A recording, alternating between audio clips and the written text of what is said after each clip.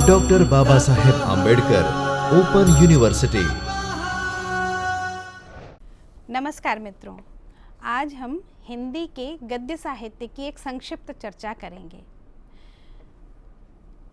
हिंदी का गद्य साहित्य कब से आरंभ हुआ, उसका विकास क्रम कैसा रहा और उसमें कौन कौन सी विधाएं आती हैं, यह आज हमारे पाठ का विषय है। आप किसी भी साहित्य के इतिहास की पुस्तक उठा करके देखें तो हिंदी का गद्य साहित्य का इतिहास कोई 10वीं शताब्दी से शुरू हुआ बताते हैं। मैं यहाँ पर कहना चाहूँगी कि निश्चित रूप से हिंदी का गद्य अस्तित्व में आ गया था 10वीं शताब्दी के आसपास, लेकिन हिंदी का गद्य साहित्य और जिस गद्य साहित्य से आज हम परिचित हैं, जिस गद्य साहित्य कहने से जिन विधाओं का, जिन ग्रंथों का हमें ध्यान आता है, वो अर्थात कहानी, उपन्यास, आत्मकथा, जीवनी इत्यादि हिंदी में जो गद्य में लिखी गई हैं, उनका इतिहास 19वीं शताब्दी से के अंत से, या बल्कि कहना चाहिए कि 20वीं शताब्दी के प्रारंभ से शुरू होता है। पहले इसके क्यों नहीं गद्य था, इस पर हम थोड़ी चर्चा कर लें। या जो मैं कह रही हूँ कि 10वीं शताब्दी से गद्य के होने पर भी वो गद्य साहित्य नहीं था, इस पर हम थोड़ी चर्चा कर लें। आपने ध्यान दिया है कभी कि पहले का जो भी साहित्य हम देखते हैं, संस्कृत साहित्य से शुरू करेंगे, संस्कृत साहित्य की अधिकांश ग्रंथ काव्य में है, कविता में है। गद्य का स्वरूप नहीं था, ऐसी बात नहीं है। नाटकों में गद्य आता था, गद्य काव्य भी था। कथा आख्यायिका के नाम से बाणभट्ट की कादंबरी बहुत विश्व प्रसिद्ध रचना है, लेकिन फिर भी वो उनको काव्य कहा गया है, वो काव्यात्मक थी। काव्यात्मक कहने का क्या अर्थ है कि उनमें एक लय छंद हुआ करती थी जिससे कि उनको याद रखना आसान हो। याद रखना क्यों? क्योंकि तब पुस्तकें नहीं छपा करती थी, हर एक के पास पुस्तक उपलब्ध नहीं हुआ करती थी, और जो कुछ भी ज्ञान पठन पाठन में आता था, अध्ययन अध्यापन में आता था, जो एक पीढ़ी से दूसरी पीढ़ी को स्थानांतरित करना होता था, वो सब वस्तुतः मौखिक रूप से हुआ करता था। पूरे के पूरा ग्रंथ लोग याद रखते थे। आपने सुना ही होगा कि दरबार में कवि अपने ग्रंथ सुनाते थे राजाओं को, और सुनकर राजा प्रसन्न होकर के उनको पारितोषिक, पुरस्कार दिया करता था। तो ये सारी मौखिक परंपरा हुआ करती थी, और मौखिक परंपरा में रखने के लिए काव्य में लिखना आवश्यक होता है। आप खुद ही इसकी जांच कर सकते हैं। आप थोड़ा प्रयत्न कीजिए, अपने बचपन में पढ़ी हुई कहानियों और कविताओं को याद करने की कोशिश कीजिए। आप थोड़ा अपने दिमाग पर जोर डालेंगे तो ज़रूर कोई 2-4 कविताएं और कहानियाँ आपको याद आ जाएंगी। लेकिन कविताओं को ज़रा सा आप सुनाने की कोशिश कीजिए, बिल्कुल सुना लेंगे, एकदम ज्यों का त्यों, जैसे आपने बचपन में याद करी थी, बिल्कुल उसी तरह आप आज भी उन्हें सुना सकेंगे। अब कहानी को सुनाने का प्रयत्न कीजिए। कहानी को सुनाते समय थोड़े से शब्दों का हेर फेर इधर उधर जरूर हो जाएगा। आप बिल्कुल ज्यों का त्यों कहानी सुना नहीं सकेंगे। पूरी कहानी सिलसिलेवार याद भी नहीं आएगी। हो सकता है कि कहानी की घटनाएं आप उलट पुलट दें, अगर वो थोड़ी सी बड़ी कहानी है तो। मतलब ये कि कहानी सुनाते वक्त थोड़ा फेर फार हो ही जाता है। एक बार सुनने के बाद जब आप दूसरी बार उसको सुनाने बैठते हैं, याद किए हुए को भी, तो भी वो ज्यों का त्यों नहीं रहता। लेकिन कविता वो बिल्कुल ज्यों की त्यों ही रहती है। क्यों? क्योंकि उसमें लय और छंद होती है। इसीलिए प्राचीन समय में जो भी साहित्य लिखा गया, और साहित्य ही क्या, शास्त्रीय ग्रंथ भी, आयुर्वेद के ग्रंथ, दर्शन के ग्रंथ, अन्य भी शास्त्रों के जो भी ग्रंथ थे, वो सब श्लोकों में लिखे गए हैं संस्कृत में। क्यों? क्योंकि उनको याद करना आसान रहता था और ज्यों का त्यों याद रखे रहना आसान होता था। फिर गद्य क्यों? क्योंकि एक विधा है गद्य। जब हम आपस में बातचीत करते हैं तो गद्य में ही सामान्यतया बात करते हैं, और बातचीत तब भी हुआ करती थी। तो नाटक में जब संवादों का उपयोग हुआ, तब उस समय तो गद्य आया ही, संस्कृत में भी। फिर ये चुनौती लेखकों के सामने थी, उस समय के कवियों के सामने थी। बल्कि आपको मालूम होना चाहिए कि संस्कृत में वस्तुतः, संस्कृत की परंपरा में काव्य ही कहते हैं। साहित्य का समानार्थी शब्द है काव्य। तो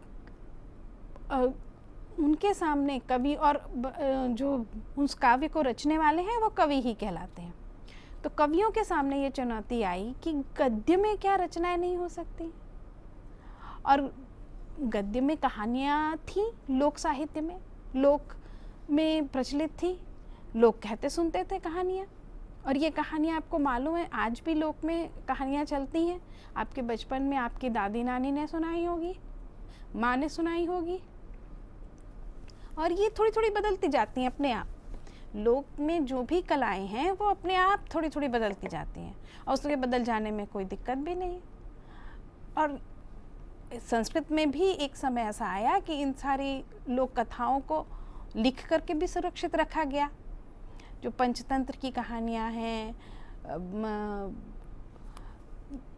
पुत्तलिका द्वादशिका है, यानी सिंहासन बत्तीसी जो हिंदी में जिसका प्रचलन है, बेताल पचीसी, ये सब संस्कृत की कहानियाँ हैं। और ये बहुत संभव है कि ये लोक कथाएँ इस तरह की चल रही होंगी जिनको कि बाद में एकत्र करके उसको सुरक्षित कर लिया गया।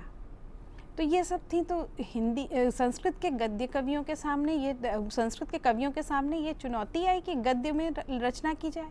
तो इस चुनौती को सामने रखते हुए उन्होंने गद्य में रचनाएं करी, और वो उसमें गद्य में उन्होंने अपने काव्य का चमत्कार दिखाया। और वे भी इस प्रकार लिखे गए हैं, हालांकि बहुत ही लंबे लंबे वाक्य हैं, लेकिन वो भी इस प्रकार हैं कि उनको पूरा का पूरा जो का त्यों याद रखा जा सके, और इसी में उनकी श्रेष्ठता प्रमाणित होती थी। तो वो जो गद्य काव्य था वो एक नीति के तहत, एक सोच के तहत वो तैयार हुआ था। और कहते हैं, संस्कृत में उक्ति है, कहते हैं गद्यम कवीनाम निक्षम वदंती। मतलब कवियों के लिए गद्य एक कसौटी के समान है। जैसे सोने की परख कसौटी पे चढ़ाकर होती है कि वो कितना खरा है, उसी तरह से कवि जब गद्य लिखने में सक्षम हो तब वो वास्तव में श्रेष्ठ माना जाएगा। ऐसी उक्ति क्यों? क्योंकि ये एक चुनौती थी, एक चैलेंज था कि गद्य लिख सके। गद्य को इस प्रकार लिख पाना कि वो याद रह सके और सभा में सुनाया जा सके, बहुत मुश्किल काम था। तो ये उस तरह का गद्य साहित्य था। फिर अब हम हिंदी की बात करें, आपको मालूम होगा हिंदी संस्कृत से ही, संस्कृत के पथ पर चलती हुई ही निकली है। भाषाएं बदलती हैं धीरे धीरे, संस्कृत भी कई रूपों में बदली। जितनी अभी उत्तर भारतीय आर्य भाषाएं हैं, हिंदी, गुजराती, बंगाली, मराठी, पंजाबी, ये सभी भाषाएं संस्कृत से निकली हुई हैं। और संस्कृत में संस्कृत से इन्होंने भाषिक संरचना ली है, व्याकरण लिया है, साहित्य भी लिया है। लेकिन गद्य साहित्य जो है वो संस्कृत से उन्होंने नहीं लिया। क्यों? क्योंकि हिंदी में भी जब रचनाएं शुरू हुई तो वो वस्तुतः साहित्यिक रचनाएं, विशेषकर मैं कहूँगी, जो कि मनोरंजन के लिए या काव्य रस के लिए रची जाती थी, वो सभी पद्य में ही हो रही थी। 10वीं शताब्दी में जो गद्य आया या हिंदी में जो उस पद्यात्मक रचनाओं के बीच में जो कुछ गद्य मिलता है, वो या तो दस्तावेज के रूप में है, कुछ डॉक्यूमेंटेशन है चीज़ों का, या कुछ समझाने के लिए सरल वाक्यों में कोई बात प्रस्तुत की गई और उसको समझाने के लिए उसको गद्य में थोड़ा सा लिख दिया गया। लेकिन वो वास्तव में साहित्य नहीं है। साहित्य शब्द का भी दो है, एक व्यापक अर्थ होता है, एक थोड़ा उसका संकुचित अर्थ होता है। व्यापक अर्थ में साहित्य का अर्थ होता है सहित भाव, यानी शब्द और अर्थ का सहभाव। जहाँ भी शब्द और अर्थ एक साथ रहेंगे, यानी जो कुछ भी भाषिक अभिव्यक्ति होगी वो सब साहित्य कहला सकती। तो इस परिभाषा में तो शास्त्र भी आ जाता है और बाकी कोई भी किसी भी तरह का कोई भी जो भाषा में कहा जाता है वो साहित्य हो सकता है।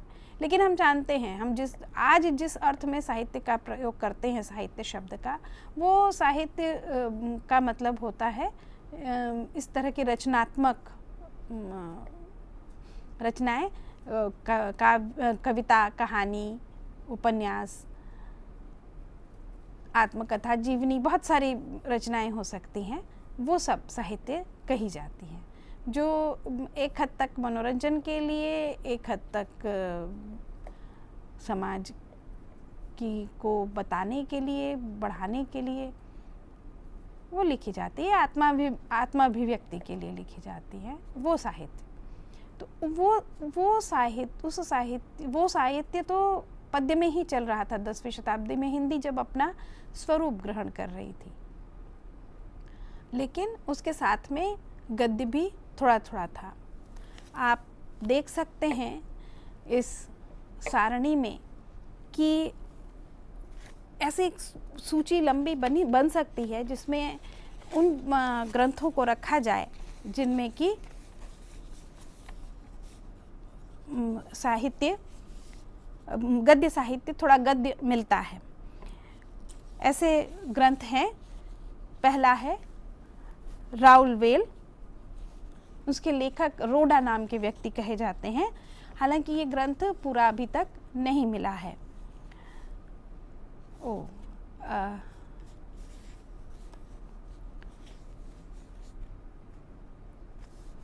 यहाँ पे कट करिएगा एक बार।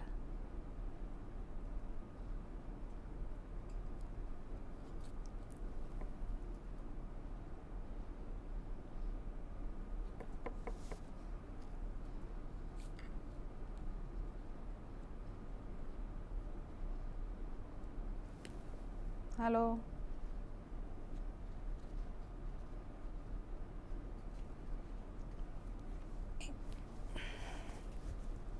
कट कर।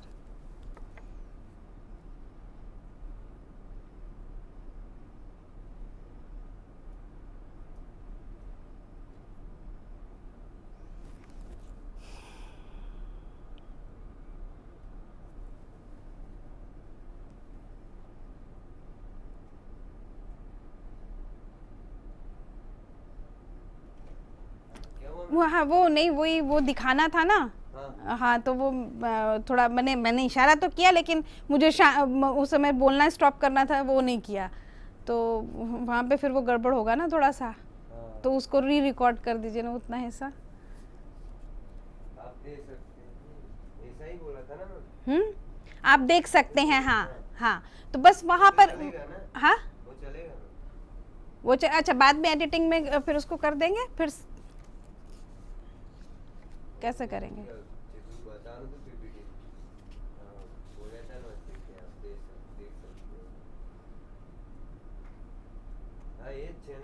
हाँ,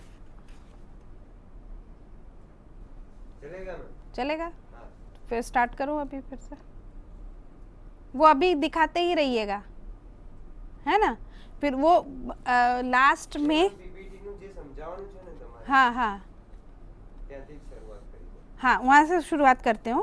हाँ, फिर उसके बाद ये कहाँ पर ख़त्म होगा वो आपको पता होना चाहिए ना उसका। नहीं खत्म हो- हाँ, माने वो 14 है, 14 के बारे में बता देंगे तो फिर उसके बाद पीपीटी हटा सकते हैं, ठीक है मैम। है ना। हाँ हाँ, ओके, चल फिर हम ऐसे कुछ ग्रंथों की सूची बना सकते हैं जो 10वीं शताब्दी से लेकर के 18वीं शताब्दी तक के समय में फैले हुए हैं, और इन ग्रंथों में गद्य आता है। हिंदी गद्य का स्वरूप कुछ कुछ दिखाई पड़ने लगता है। ऐसे ग्रंथों में 10वीं शताब्दी में राजस्थानी हिंदी में लिखा हुआ एक ग्रंथ राउल वेल का उल्लेख आता है। रोडा नाम के लेखक हैं इसके। ये ग्रंथ पूरा उपलब्ध नहीं है। इसमें काफ़ी कुछ गद्य में कहा गया है। इसी तरह से उक्ति व्यक्ति प्रकरण, ये दामोदर शर्मा द्वारा रचित है 12वीं शताब्दी का ग्रंथ।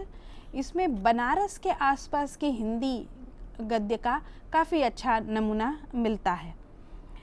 ज्योतिरीश्वर ठाकुर का वर्ण रत्नाकर नाम का एक ग्रंथ है 14वीं शताब्दी का। ये मैथिल हिंदी में लिखा गया है। आप ये देखिए कि हिंदी जो है वो पश्चिम से लेकर के पूरब तक अपना स्वरूप ग्रहण कर रही थी, और जगह बदलने के साथ साथ उसका स्वरूप थोड़ा थोड़ा बदलता जाता था। इसलिए राजस्थानी हिंदी, बनारसी हिंदी, मैथिली हिंदी, इस तरह के नाम हम कह सकते हैं। ये सभी हिंदी का ही स्वरूप था, लेकिन कुछ कुछ बदला हुआ था। और इन सभी हिंदी में सभी तरह की हिंदी में कुछ कुछ गद्य के नमूने जरूर मिलते हैं। ज्योतिरीश्वर ठाकुर के ही भाई थे भिखारी ठाकुर, ये विद्यापति जी। विद्यापति जी के 2 रचनाएं हैं, कीर्तिलता और कीर्ति पताका। इसमें से कीर्ति पताका तो उपलब्ध नहीं होती है। कीर्तिलता में भी गद्य का मिलता है। उसमें पद्य, मुख्यतः पद्य की रचना है, लेकिन गद्य बीच बीच में मिलता है। श्रृंगार रस मंडन, ये गोसाई विट्ठलनाथ जी वैष्णव संप्रदाय के, वल्लभ संप्रदाय के व्यक्ति, इन्होंने ब्रजी हिंदी में ये ग्रंथ लिखा 16वीं शताब्दी में। उसी समय चंद छंद वर्णन की महिमा गंग कवि करके एक लेखक हुए। उन्होंने खड़ी बोली हिंदी में, माने दिल्ली और उसके आसपास, मेरठ उसके आसपास की भाषा में ये रखा। ये लगभग पूरा ग्रंथ ही गद्य में है। फिर वल्लभ संप्रदाय में 84 वैष्णवन की वार्ता नाम का एक ग्रंथ आया स्वामी गोकुलनाथ का, और उन्होंने ही 252 वैष्णवन की वार्ता भी लिखी। ये दोनों ही ग्रंथ जो है वैष्णव संप्रदाय के प्रमुख व्यक्तियों के, या जो उनके वैष्णव संप्रदाय में दीक्षित लोग थे, उनका एक जीवन परिचय देती है। ये एक डॉक्यूमेंटेशन है। ये उस तरह से सीधे साहित्य की पुस्तक नहीं है, लेकिन इसमें उन्होंने जीवन चरित्र दिया है, एक दस्तावेज बना के रखा है कि वल्लभ संप्रदाय में उस समय 17वीं शताब्दी में कौन कौन थे। उसके पहले भी उन्होंने वल्लभ संप्रदाय की लोगों की एक सूची बनाई, एक उनके परिचयात्मक एक दस्तावेज तैयार किया। नाभादास ने भी 17वीं शताब्दी में अष्टयाम लिखा, वो भी इस ब्रजी हिंदी में है, गद्य की पुस्तक है। और इसमें कैसे भगवान की सेवा 8 प्रहर में भगवान की सेवा किस प्रकार करनी चाहिए उसका वर्णन है।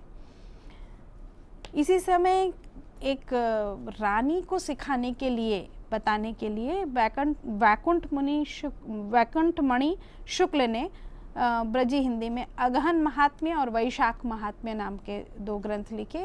ये भी गद्य में है, क्योंकि वो वस्तुतः इसके जरिए रानी को इन दोनों माह का महत्व और उसमें क्या क्या करना चाहिए ये बताना चाहते थे। इसी समय एक नासिकेतोपाख्यान 18वीं शताब्दी का मिलता है, जिसके लेखक का पता नहीं है, ब्रजी हिंदी में है ये भी। वैताल प्रचीसी जो इसमें संस्कृत की रचना थी, उसको हिंदी में अपने तरीके से सुरति मिश्र नाम के लेखक ने लिखा 18वीं शताब्दी में। ये भी ब्रजी हिंदी में है। आपको मालूम होना चाहिए कि 18वीं शताब्दी में ब्रज भाषा जो है वो काफ़ी प्रमुख रूप से बोली जाती थी और साहित्य की प्रमुख भाषा थी।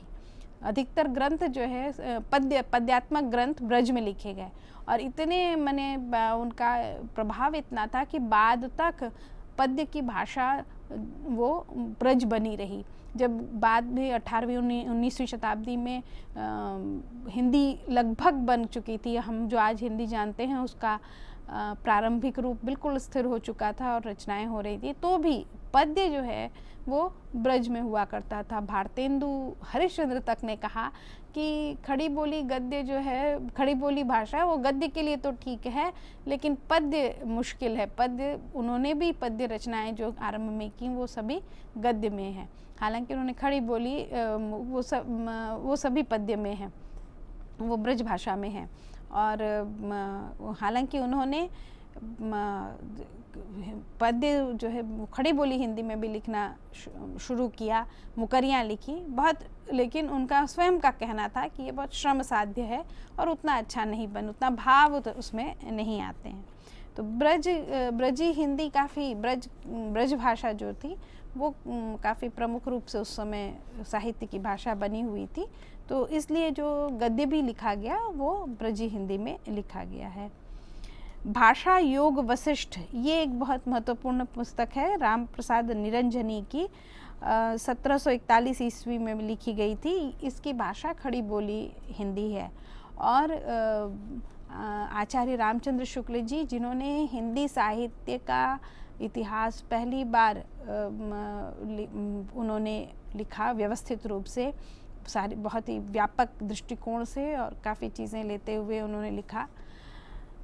आज भी उनके साहित्य का, उनके लिखे हुए साहित्य के इतिहास का बहुत महत्व है और हम सब लोग उनको संदर्भित करते हैं, उनको लेते हैं अपने काम में। उन्होंने कहा कि भाषा योग वशिष्ठ को हिंदी के परिमार्जित गद्य की पहली पुस्तक और वस्तुतः राम प्रसाद निरंजनी को पहला प्रौढ़ गद्य लेखक कहा जा सकता है। उन्होंने माना कि भाषा योग वशिष्ठ साहित्यिक पुस्तक जैसी है, परिमार्जित गद्य की पुस्तक है। अब ये उन्होंने रामचंद्र शुक्ल जी ने कहा और ये बात सत्य भी है, लेकिन फिर भी देखिए उन्होंने भी साहित्य का नाम नहीं लिखा है, उन्होंने गद्य की पहली पुस्तक कहा है।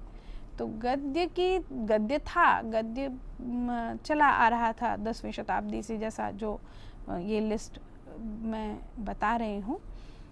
तो लेकिन साहित्य की भाषा माने साहित्यिक जो गद्य है, जो साहित्य आज हम साहित्यिक गद्य हिंदी का जो जानते हैं, उसका स्वरूप अभी भी नहीं बना था। एक और पुस्तक का नाम इसी सूची में है, आईने अकबरी की भाषा वचनिका। ये लाला हीरालाल जी ने लिखी थी 1797 ईस्वी में। इसमें अरबी फ़ारसी के काफ़ी सारे शब्द थे, ऐसी अरबी फ़ारसी शब्दों से युक्त हिंदी में उन्होंने ये ग्रंथ लिखा था। ये सब हिंदी के बनने की प्रक्रिया में आए हुए गद्य हैं और अच्छे गद्य के नमूने हैं ये सभी, जितने सभी ग्रंथ। इसके अलावा भी बहुत सारे ग्रंथ हैं, लेकिन मैंने कुछ प्रतिनिधि ग्रंथों का नाम यहाँ पर लिया। आप चाहें तो इस लिस्ट को बढ़ा सकते हैं, आप और थोड़ा सा इतिहास की पुस्तकों में देखिए, कुछ आप शायद इंटरनेट पर भी खोज सकेंगे और देखिए अगर आप इस सूची को बढ़ा सकते हैं तो ऐसी बहुत सारी पुस्तकें मिल जाएंगी, कम से कम। और इसमें 10 पुस्तकें तो जुड़ ही सकती हैं जो कि 10वीं शताब्दी से लेकर के और 18वीं शताब्दी के अंत तक की गद्य को बताती हैं। लेकिन ये सब हिंदी गद्य की पुस्तकें हैं, अच्छी पुस्तकें चलिए, लेकिन हिंदी का गद्य साहित्य का हिंदी के का गद्य साहित्य हम जिसको कहते हैं वो नहीं अभी शुरू हुआ था। और फिर उसके बाद समय बदलता है। 18वीं शताब्दी के बाद अंग्रेज़ बिल्कुल स्थापित हो जाते हैं भारत में, बहुत सारे परिवर्तन होते हैं। एक तो पुस्तक छापाखाना आता है, पुस्तकें प्रकाशित होनी शुरू होती हैं। फिर उसके बाद एक जो महत्वपूर्ण बात हुई थी कि अंग्रेज़ चूँकि बाहर से आए थे और उनको शासन करना था भारत में, तो भारतीय भाषा को तो सीखना पड़ेगा शासन करने के लिए। जब आम जन से बातचीत करनी है और उनके मसलों को सुलझाना है और उनसे काम लेना है, तो उनकी भाषा तो आनी चाहिए। तो जो अंग्रेज़ अफसर आते थे उनको सिखाने, भाषा सिखाने की बात हुई। तो भारत में तो बहुत सारी भाषाएं चलती थी, तब भी चलती थी, आज भी चल रही हैं।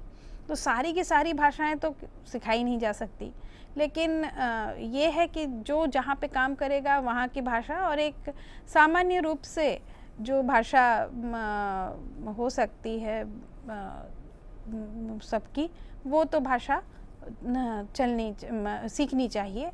तो उसमें हिंदी एक भाषा बनी, बांग्ला भी सिखाया और हिंदी सिखाई, क्योंकि काफ़ी बड़ा क्षेत्र था जो कि हिंदी बोलता था और किसी न किसी प्रकार की हिंदी। अब ये जब हिंदी सिखाने की बात आई तो ये बात ध्यान में रखने की है कि हिंदी जब नई भाषा हम सीखते हैं तो हम कविता की भाषा से उस भाषा को सीखना बहुत मुश्किल होता है।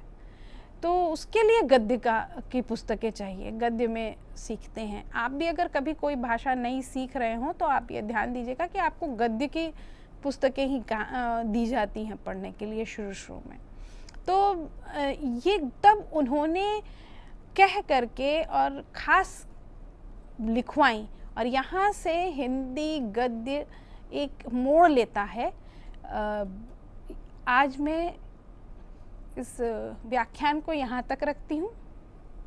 अगला जो हमारा एपिसोड होगा उसमें हम इसके आगे हिंदी गद्य का किस प्रकार चला, उसका क्या आगे विकास हुआ, वो उसकी हम चर्चा करेंगे। नमस्कार। स्वाध्यायः परः